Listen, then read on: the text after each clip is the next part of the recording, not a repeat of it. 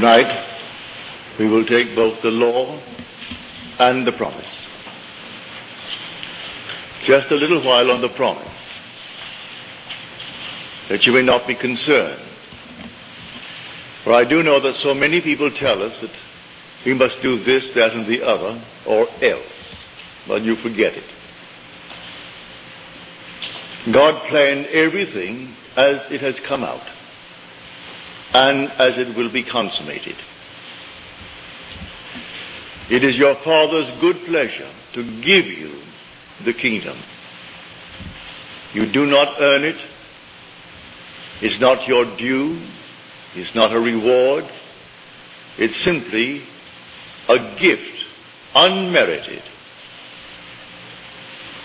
And therefore you cannot lose it. This gift is irrevocable.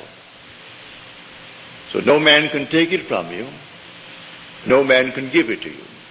So let no one frighten you. It is yours, and it's coming on time. And the gift is nothing less than God himself. When he gives you the kingdom, he gives you himself. For the kingdom is not a realm. The kingdom is a character. It's a body. And that body is perfect.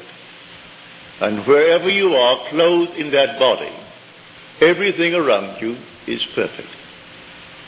No matter where you go, were you in the petrified forest, it would burst into foliage.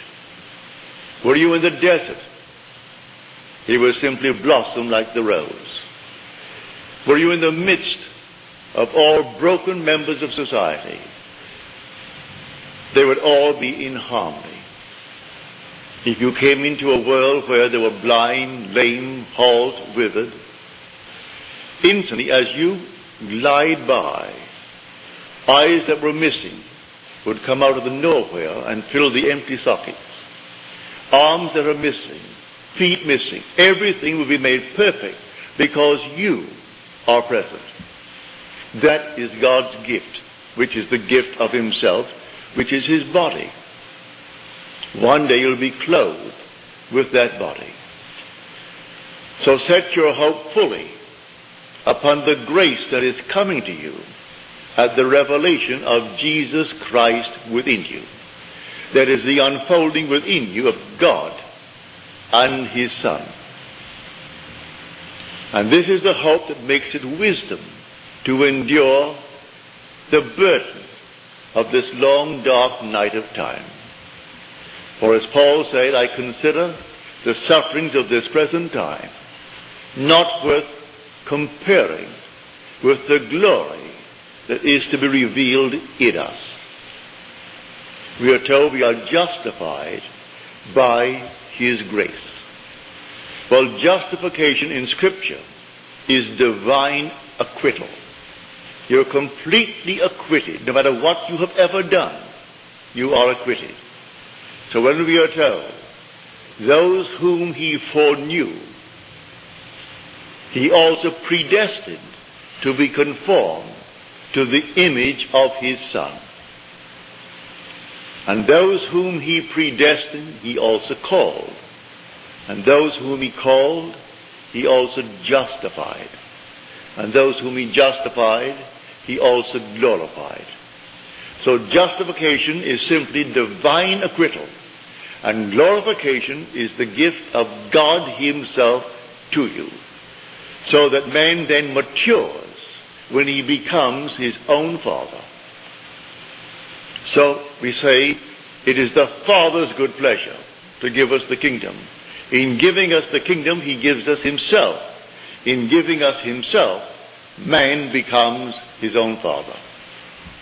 So let no one worry you, let no one in any way suggest that you've got to do something to earn it. You cannot earn the kingdom. You cannot earn this gift. This is a gift, unmerited, and it's not your due. Were it your due, then it's not a gift. It's not given as a reward. You are made fit for the kingdom. And your fitness for the kingdom is the consequence, not the condition of his gift. The minute he gives you himself, you are fitted for the kingdom, and you wear the body of God. And everything in your presence, while you wear it, is made perfect. But, having given us the promise comes first in Scripture. Then we are told he gave us the law. The law to cushion us, while we as pilgrims walk through the furnaces. And so we have a law. Man is not aware of the law. Even the wisest of men, they're not aware of it. I'll go back now to 1949. I was in Milwaukee. And I gave a series of lectures on the Bible. And this couple, he was a physicist, the head physicist of Alice Chalmers. They're a huge, big manufacturing firm making these turbines, sometimes bigger than this interior. And he was the head of the chemical department, where they would send waters from all over the world who bought the turbine. And he would analyze the water to discover the problem that they faced. Because the water, as it came through the stream, gathered the chemicals. And then the chemicals deposited itself within the turbine. And so they would send him samples of the water. And then he would analyze the water and then send them the solution to their problem. Well, being a trained chemist and the head of the department, he didn't take issue with me, but he said, Neville, I can't quite go along with you. Because as a chemist, it's in conflict with my training. You tell me that you can go forward in time, that you can move backwards in time, that all things are. And everything is now, at this very moment. And yet you're telling me you can make things change, and it's in conflict with my training. We have a law known, said he, and we call it entropy. And entropy means that the past is fixed and unalterable. You cannot change it. If that could be changed, it throws everything out of kilter in my lab. I must know the past is unalterable, like braiding a lady's hair. And the braided part, that's fixed. The rest is future, not yet braided.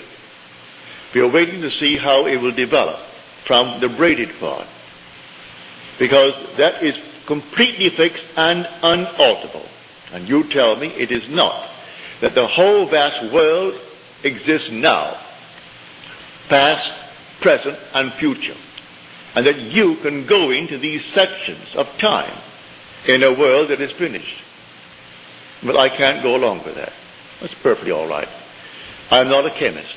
I'm not a scientist, so I cannot argue the point with you. I only know my visions. And I teach vision as I have actually experienced it. And I can go into these spots. I have gone into these places, and the past has not passed away. And it's fixed, as you say, but I'm quite sure one could go back and revise that past and change it. And I can go forward into the future that I do know and set it up to walk across a bridge of incident. When I come to that point in time where I have entered, it takes on the color and the tone and the reality that I assumed it to be when I entered that state. Can't be done. But he was a very honest man, as most of these fellows are. They're trained to be honest. How else could they achieve what they do achieve in science unless they're perfectly honest with themselves? Well, in the month of November, I received a letter from him. And he sent me the Science newsletter dated October the 15th. And it was all about the positron. And the one who wrote it was Professor Richard Feynman. He was then professor of physics at Cornell University. 20 years later, only last year, they granted him the Nobel Prize in Physics for that paper. It took them 20 years to recognize what he said as theory back in 1949. And if I can quote it, this is it. The positron is a wrong-way electron. It's wrong way in every sense of the word. It moves backwards in time. It moves from where it hasn't been and speeds to where it was an instant ago. Arriving there, it is bunked so hard, its time sense is reversed and it moves back to where it hasn't been. Now that is not Neville speaking, that is Professor Feynman. For that he got the Nobel Prize last year. He said it's not only backwards in that sense, but even its charge is backwards. It's a positron, it's positive and not negative. And yet it is an electron. When they first observed it, or rather had it as theory, they did not want to admit it, but yet it fitted in with Einstein's theory, mathematically. So they had to in some way accept it, but no one had ever photographed it. Then came someone who photographed it in their studies of the cosmic rays. And here it was the actual positron. It seemed as though two were developed at a certain point. And it wasn't, said he, that one coming back, which was the positron, should, if it is bumped, it should be deflected and continue on its course, but deflected course. On the other hand, if it's bumped so hard, it's not deflected, it's reversed and moves forward in a normal manner to where it hasn't been. Well, I told him that I would sit at home and I would go into a section of time, even this year, for instance. This is now only April. I put myself in Christmas. I would feel the stores are all dressed for Christmas. I could hear the musical Christmas, all the carols. I'd walk through Saks Fifth Avenue in New York City, going to Best, going to the other, and I would feel all that I would feel if it were true that it's Christmas. That is the month of Christmas. And then when I feel that it's all Christmas, then I would feel that things are as I desire them to be back in the month, say, of March or July, which was certainly not Christmassy. So take a hot, hot day in July, and I'm feeling it to be cold, and snow on the ground, and all the dressings for Christmas. And then I would open my eyes and bounce back and shock myself, because it seemed so real to me that when I came back and opened my eyes upon July, and it's hot, I thought, now, are you kidding yourself? No, when I went forward in time, quite normally, waiting out the days, the months, to the month of December, things happened as I actually had assumed that they would. I went forward and predetermined what would happen. Well, when he sent me this, he wrote a sweet, lovely letter saying, Neville, I must confess, I didn't see it. No one saw it until Professor Feynman in his lab discovered this. But he discovered it by theory. And you tell me you know it by vision. You're not a scientist, and yet all that you said to me, which I could not believe, and even in this moment it's difficult for me to believe, here comes a great professor, a theoretical physicist, and he is the one who wrote this paper. For that he got the Nobel Prize last year. He worked on our atomic bomb, he worked on the hydrogen bomb. Then he asked the government to relieve him of the secrecy imposed upon him because of his position. And he came here to Caltech and taught at Caltech theoretical physics. He said, I want the freedom of imagination. I didn't want to be confined with the secrets of government so that I could not express myself. Leave me alone, all in theory. So he goes blindly on with his mathematics and his theory, bringing out these concepts, all theory. Well, mine is not theory. I go into these states. Now, look at it this way. See the whole vast world as infinite states. All states. If they're all states, and you are an immortal being, you're not a state, you are immortal. You enter a state, and the state becomes alive. Therefore, you are not to blame if you enter a state unwittingly, and it's a horrible state. Men not knowing yet you are in a state, they condemn you. But you have to express the contents of that state. If you enter the state of poverty, you have to experience poverty. If you remain in it, you must go and drink that to the very last drop, the dregs of that cup. If you go into any state and remain in that state, you're going to drink it to the very last drop. But you can get out of a state. You don't have to remain in it if you know it's a state. If you don't know it's a state, you identify yourself with the state and think that you're it. Man has identified himself with this little body, and he thinks he is it. So the day comes, he has to discard it because he's worn it out. As he discards it, all of his friends are crying to think he died. He can't die. He is an immortal being who wore a garment of flesh and blood. That same being who goes into states, remaining in a state, and the state has to be expressed by him who resurrected the state. For I am the resurrection and the life of that state. Now, you can change an individual with or without his consent if you so desire. Here is the story of a friend of mine. I persuaded him to give up his job here. I knew he was a single man and he would like to do what I am doing. So I said, San Francisco is wide open. I only go there once a year for 4 weeks at a time. Now I have reduced it to 2 weeks at a time. But I used to go in the early years 4 weeks. I said, they need someone badly who knows this law. You can't teach the promise because you do not know it. You can tell it, but from hearsay, because you have not experienced the promise. But you do know the law.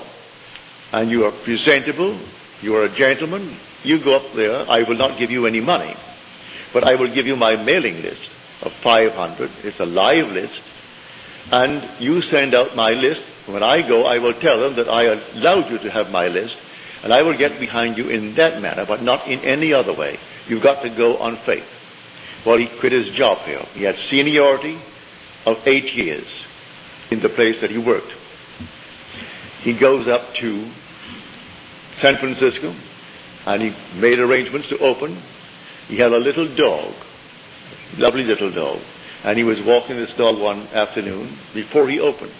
And a man came over and greeted him and said, what a nice little dog you have. And then after the usual greetings, he said, can you help me out? I haven't eaten today. I'm out of work. And my friend said, no, I have no money. But I will do what I can, but I can't give you any money. The man couldn't quite understand that. You can't give me money. What else could you do? My friend did not move one step after he said no to the request. The man went on. He remained there until he imagined that man in his presence gainfully employed, happy in the job, and standing on his own feet. That was taken the story in the book of Acts, when a man came to John and Peter, and he could not stand on his own feet, and he was begging at the temple door. And Peter said, gold and silver have I not for thee, but such as I have give I unto you. Rise and walk. And he rose and walked. It doesn't mean a cripple jumped up and walked. That's an entire different structure that I do know is possible when you wear the garment of God. You couldn't come into the presence of anyone as a cripple. The minute you came by, he ceases to be a cripple. If he has no feet, feet come and fill the sockets. If he's blind, they come in and fill the sockets. And he is not blind. And you do nothing to do it. No compassion. You simply are so perfect that nothing imperfect can remain in your presence. But in this case, on this level, no one is actually going to jump up from the crippled state and start walking. But he takes a man who is crippled, who is standing on other people's feet by begging from them. Well, a month later, he was walking his dog and he saw this man and he crossed the street. The man crossed the street and came over to him. He said, I don't suppose you remember me. He said, oh yes, I do. I remember you just about a month ago that you asked me for money. He said, yes, and I want to thank you for not giving it to me. And extended his hand to my friend. He said, had you given me the money, I today would be asking you for money. Because you did not give me. I was so embarrassed and so annoyed with myself that I put myself in that position. I went out the very next day and I got a job, a good job. It pays well. And it has promise of growth. and I am very happy in the job. So again, let me thank you for not giving me the money. He put the man on his own feet by representing him to himself as one gainfully employed. That's what I'm talking about when I tell you the all states. He took him out of one state and put him in another state. The man who is in the new state is the same man. You are an immortal being. You are changing only when you fall into a state. And others who knew you well in one state think, what has happened to him? You either go up or you go down. If they see a radical change, and they wonder, what has happened to him? He is affluent, he is this, he is that, or what has happened to him? He used to be, and look at him now. And not a thing changed with the immortal being who occupied the state, other than the state. He changed the state. Man, not knowing that, he condemns the state. When it's not the being that you're looking at a state. So God forgives everyone. He justifies everyone because he knows they're only in states. And the Lord created all these states. These are the states. So that's what Blake meant when he said, I do not consider the just or the wicked to be in a supreme state, but to be every one of them states of the sleep, which the soul may fall into in its deadly dreams of good and evil, when it left paradise, following the serpent. Following the serpent. When man left that heavenly state of innocence and came into a world of experience, of educative darkness, and experienced generation.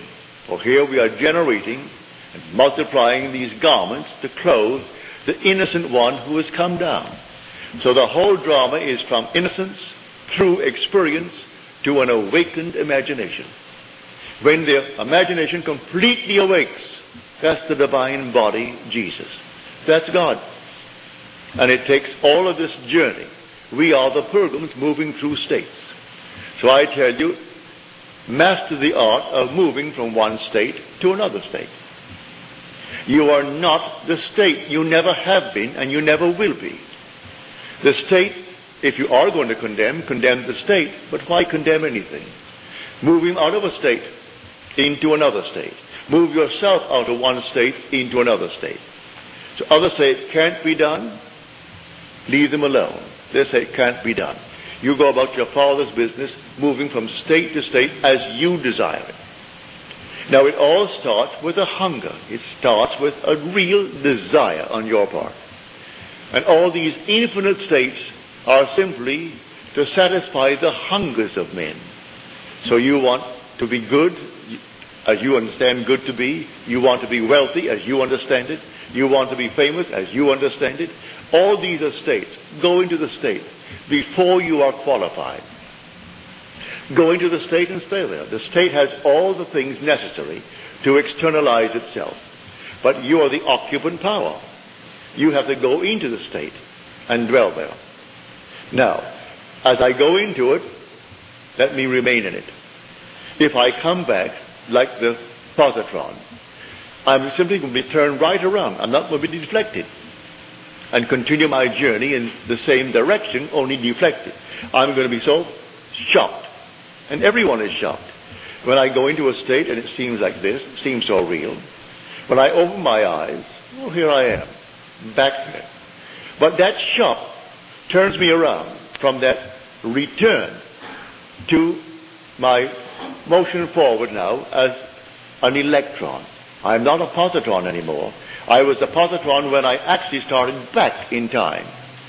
And when I reached this body, and the body is jolted when I open my eyes. Then, what I did there, I am moving across a bridge of incident now, some series of events that leads me up to the fulfillment in what the world calls reality. But it was real when I occupied it in my imagination. That's when it was real. We exist in these bodies. We live in our imaginations. For our imaginations, these are the only realities. Imagination is God. There is the divine body, Jesus. I used to sit and simply try it in my living room. I couldn't see the chair where I sat in the living room from the telephone in the hallway. I would sit at the telephone in my imagination while my body was in the living room. And then I would assume I'm at the telephone. Physically, I couldn't see that body. And then suddenly I would feel myself back on the chair. And what a shock. And then from the chair, I would put myself back at the telephone. I would stand on the outside of the house and see it like this building. See it from the street, rather than from here. And assume while I'm standing here that I am looking at the building from the outside. And suddenly you are on the outside. And you're looking at it from the outside. Do it with your own home. Do it with anything in your room. And that gets you sort of in a state of moving. You become mobile, as it were. And it's easy then to occupy any state. And they're only states.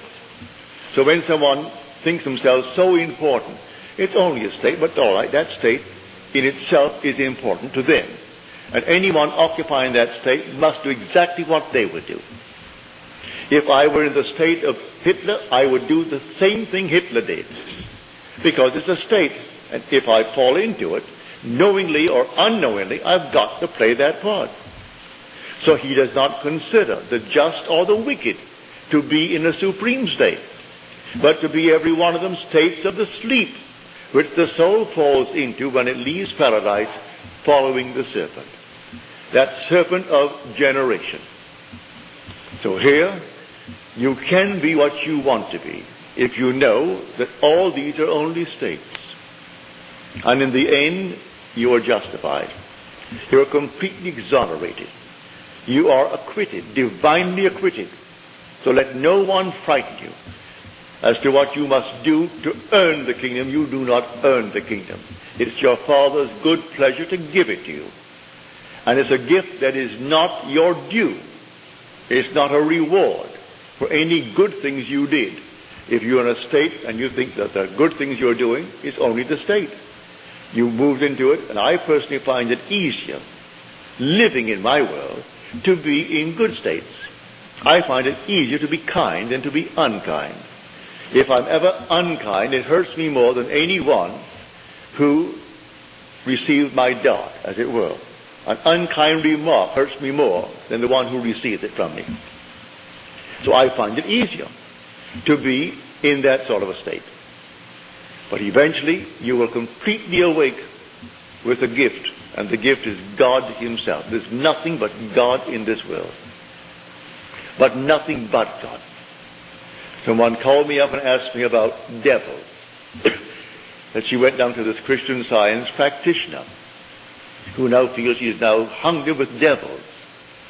Well, they teach devils, how the devil does this, the devil does that, are just getting away from the first and great commandment, which is the great commandment, the Shema, the confession of faith in the Hebraic world. Hear, O God, the Lord our God, the Lord is one. The minute you get away from that, you have a devil. There's another God, another creator, another something. And you have 2, you're going to have 4, you're going to have 8, 16, 32, and so on. Always come back to that fundamental state. There is only God. And God is your own wonderful human imagination. When you say, I am, that's God. There is no other, and never will be another God. He is going to unfold himself within you and completely awaken. And when he awakens, you are God. And then you'll be clothed in that heavenly garment. And I'm telling you, it's a heavenly garment. I can't describe it other than to tell you, when you're in it, you're not standing on the earth. You're lifted off, as it were. And I can only describe it as air and fire. And when you glide by, and the sea of humanity, imperfect, you do not raise one little finger to change them. No compassion, because they cannot remain that way when you go by. And as you glide by, everyone is made perfect. Everyone, not one is left out. Doesn't matter what he did to lose his eyes, what he did to lose his arms, to lose his legs, to lose his tongue. It doesn't matter what he did. In your presence, he cannot remain imperfect. And everyone is made perfect. That is the kingdom. So it is your Father's good pleasure to give you the kingdom. So set your hope fully upon this gift. And then you can endure the temporary ills of the world. Because we are moving through all these things, and not every moment of time are we alert to these states, and we can fall into it by reading the newspaper, fall into it by hearing a news bulletin, fall into it by a little conversation with a friend. And there we slip innocently into a state. But the state isn't concerned. You animated it. You made it alive when you entered it. Because you are the only resurrecting power in the world. You are the resurrecting, living power of the world. And that power is your own wonderful human imagination. So everyone here, put your mind at peace and don't think for one moment by being good, as the world calls good, by attending certain services and doing certain things and observing certain things, that there's something on the outside watching you and marking up some little thing in your favor. No, you're simply waiting for that appointed moment when he unveils himself. So you'll set your hope fully upon the grace that is coming to you at the revelation of Jesus Christ within you, which is the Lord and his Son. That is Jesus Christ. The Lord and his Christ. And Christ is the Son of God. And no one can say Jesus is Lord except by the Holy Spirit. And the Holy Spirit is the remembrance. But he doesn't really bring about that remembrance until the Son appears. And when the Son appears, memory returns, and then you know who the Lord is, because you know who his Son is. And you wear this little garment until a few more years. You take it off, and then you are not in this world at all. You are in an entirely different world, where everything is perfect, because you are perfect. And when you want to make yourself seen by another, you make that choice. They do not come in search of you and see you. I'll give you one little story. She doesn't come here anymore. She may not be in the city. But she told me one night quite innocently. She said, I found myself out. I was very, very conscious. And I said to these people around me, do you know of Neville? And they said, yes. And then she said, who is he? And with that, she said, I was whirled as though I was some meteor flying through space, thrown out, as it were, and woke scared to death. You do not see one who has already been born from above until he chooses to show himself. He must manifest himself to you. You do not go looking for him. Because unless you are born from above, you cannot enter the kingdom. Even though it's his pleasure to give you the kingdom, it will come after your birth from above. Prior to that birth, he can't give you the kingdom. And one to whom he's already given the kingdom is not in the world.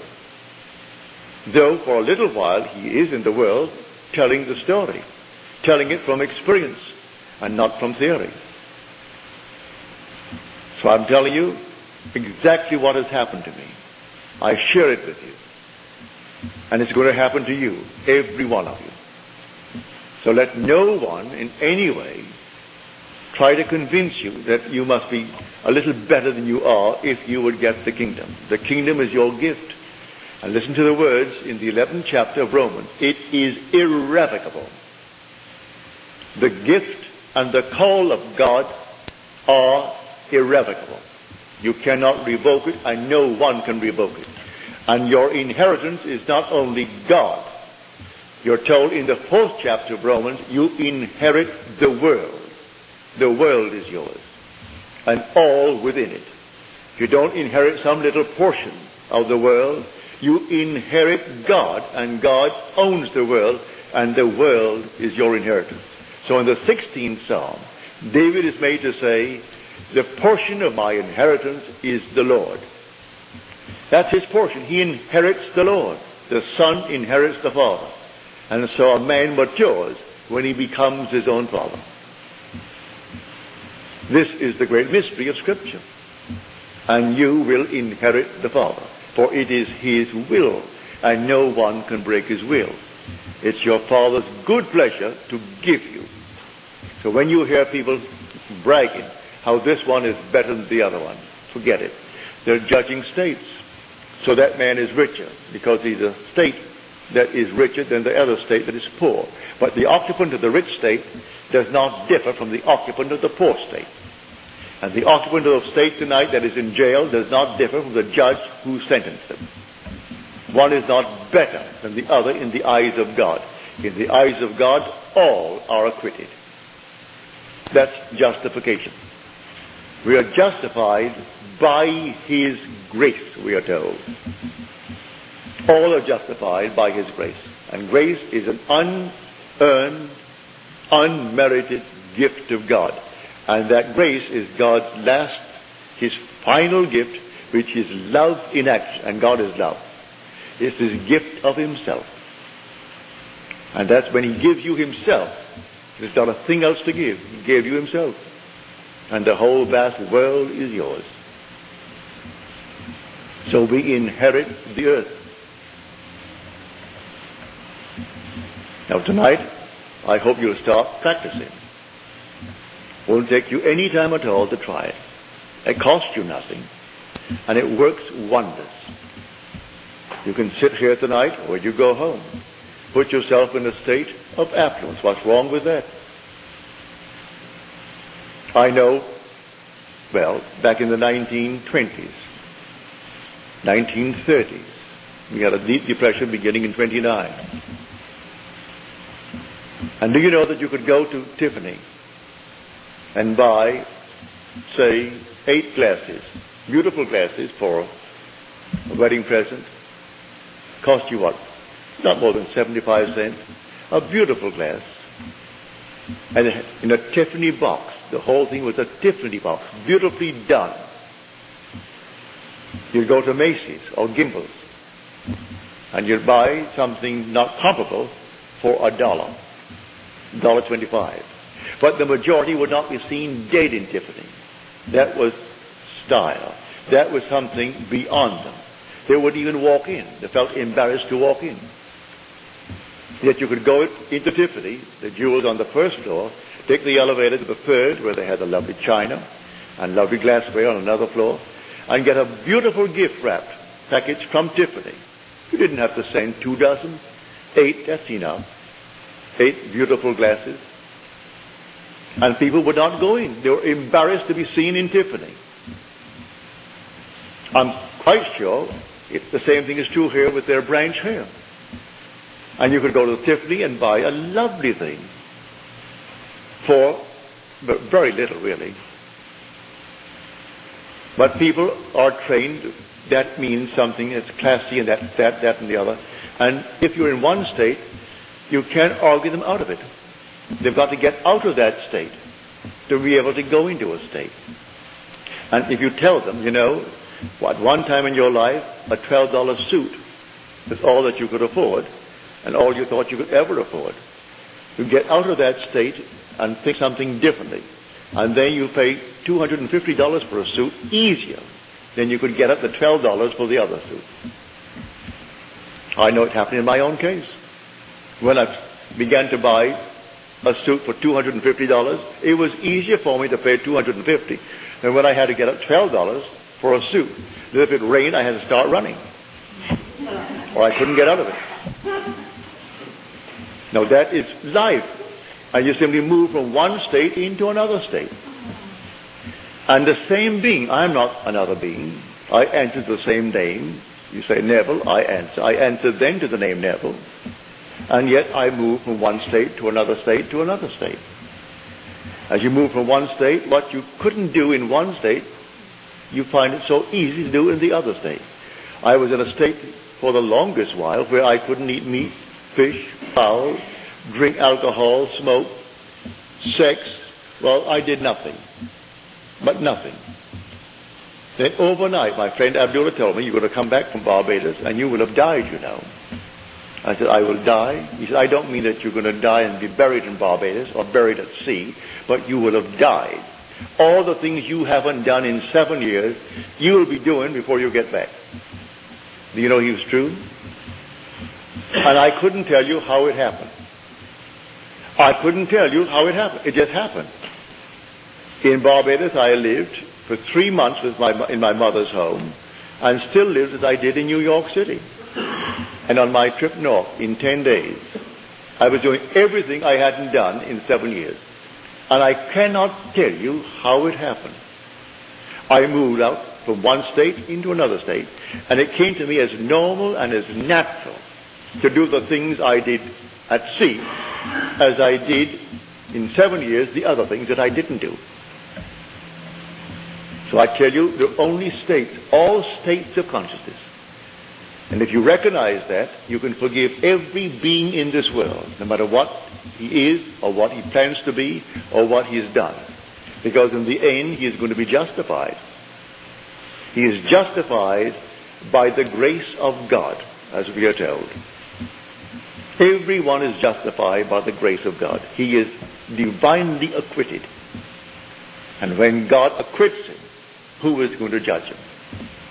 And after justification comes glorification. So he begins with those whom he foreknew. Well, he foreknew us, for he chose us in him before the foundation of the world. And if he chose me in him before the foundation of the world, then he knew me. And those whom he foreknew, well then, he also predestined. He predestined them to be conformed to the image of his Son, that which reflects his glory and radiates his glory and bears the express image of himself. I am destined to be that, to be the express image of himself. And those whom he then predestined, he called. Call my sons from afar and my daughters from the end of the earth. Call them all.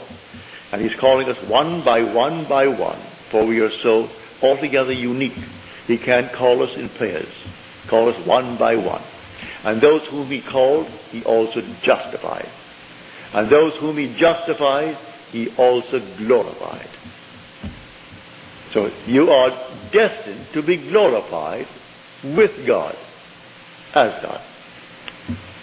And it will not in any way be stopped by anyone. So let no one frighten you. From the pulpits of the world, every Sunday morning they try to scare the people to death, set themselves up as the criterion of what people ought to be. In other words, look at me, they will say, and follow me. I saw in yesterday's paper this son of a very prominent evangelist across the country. He's in Barbados, he's in all the West Indies, he's all over Europe. Someone in Denmark wrote me 3 letters recently, asked me what I think of him. Well, I did not respond. I answered his first 2 letters, and then when he kept on trying to make this a conversation between us, and he mentioned this party, I did not answer. I never listened to the man. I've never read any of his works. But when I read in the paper yesterday a picture of his son, who confessed that he was simply, he had sinned against his wife and his children. Well, you know what he means. And then he sinned against God. Then I went on to read that this man takes in tithes $30 million a year in tithes. He tells them how they're serving God when they send him money and taking in $30 million tax-free. It's religion. 30 million. So now the son has now been removed from being the heir. The father's 80 years old, but he's still in control of that 30 million a year, tax-free. I wonder what he talks about. So that is big business. When you go into that sort of money, that's big business. And you have no room in your mind's eye for any spirituality, none whatsoever. And you can take that greatest of all books and make a mess of it. Interpret it as something that is taking place here in secular world. It isn't secular at all. This story is profoundly, well, it's all spirituality. It's God's plan of redemption. It has nothing to do with the secular world. And they're telling you the future of America, the future of Russia, the future of China. It's not in Scripture.